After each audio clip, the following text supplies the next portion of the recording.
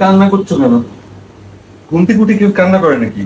টানা 7 মাস 10 দিন পর দেশে ফিরে ছেলে জায়ান ফারুক আয়েশকে সারপ্রাইজ দিলেন নাটকের বড় ছেলে খ্যাত জিয়াউল ফারুক অপূর্ব। টানা শুটিং শেষ করে যুক্তরাষ্ট্রের তৃতীয় স্ত্রী শাম্মা দেওয়ানের কাছে গেলেন এই তারকা। অপূর্ব অদিতি দম্পতির একমাত্র সন্তান জায়ান ফারুক আয়াশ।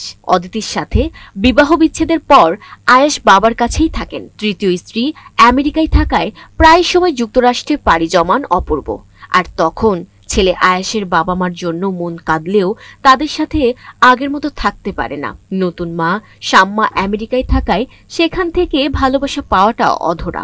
ফলে বাবা বিদেশ পাড়ি দিলে একা দাদা দাদির সাথেই থাকে ছোট্ট বাচ্চাটি। এবার টানা 7 মাস 10 দিন পর দেশে ফিরে সন্তান আয়েশকে সারপ্রাইজ দেয় এই তারকা।